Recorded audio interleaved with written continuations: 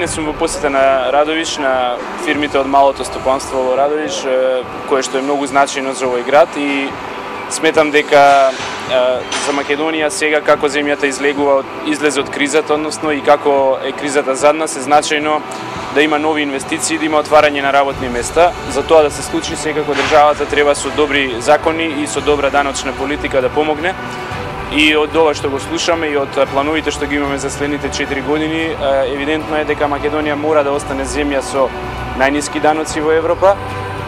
Мора да ги држиме данокот на добивка на 0%, како што предвидуваме за следните 4 години, и персоналниот данок на 10%, со што ќе бидеме многу конкурентни.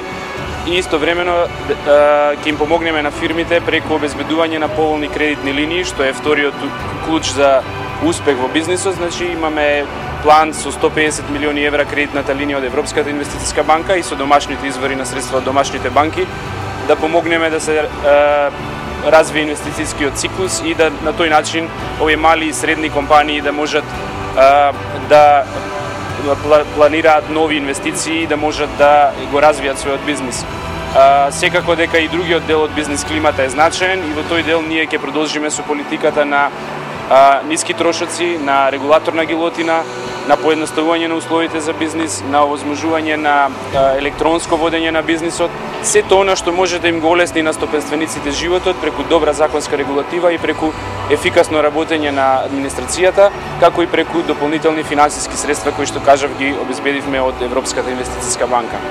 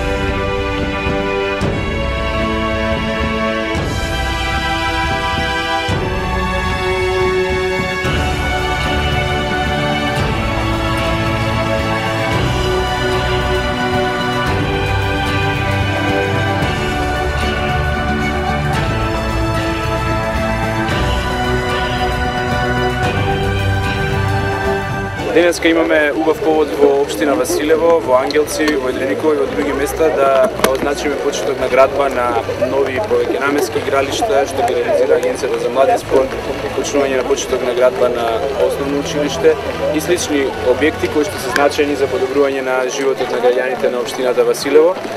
Мене ми е задоволство што владата масовно ги поддржува овие проекти кои што се од големо значење за нашите млади, за да може децата да спортуваат, да поминуваат повеќе време во игра, спорт и надпреварување, помалку во изолирани да бидат пред компјутерите, за да се дружат меѓу себе, да се челичат, да развијат спортски дух, да се навикнат на победи, но и на порази, бидејќи животот носи и победи и порази, и значено е за да се изградат како здрави личности, да може да ги реализираат овие спортски активности, и токму затоа владата инвестира толку многу во вакви повеќе наменски игралишта, во спортски сали, во училишни сали и во нови училишта. Ние ќе продолжиме во следните 4 години со уште поголеми инвестиции во образованието, во спортот, во сето она што може да го направи животот на младите во сите населени места во Република Македонија да биде подобар и да може да имаат услови за одвивање на спортски и образовни активности.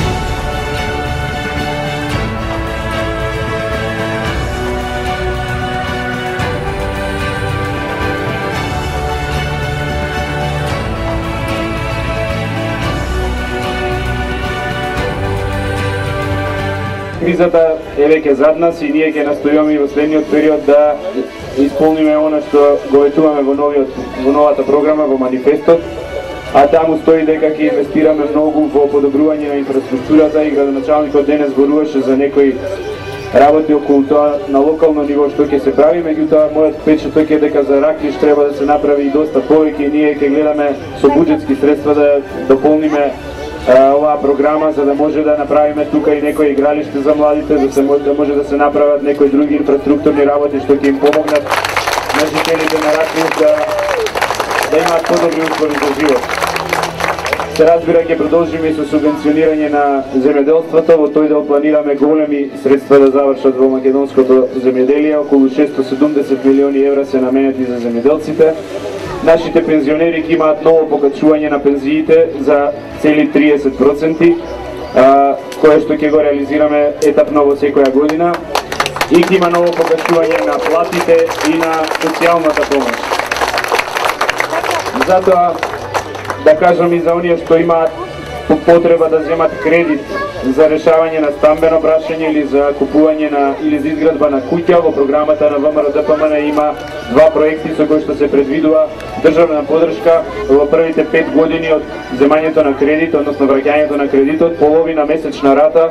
ќе ја плаќаме ние, односно владата, за да може граѓаните да поголем број да го решат стамбеното прашање. Има и бројни други проекти, јас не можам за сите денес да зборувам, меѓутоа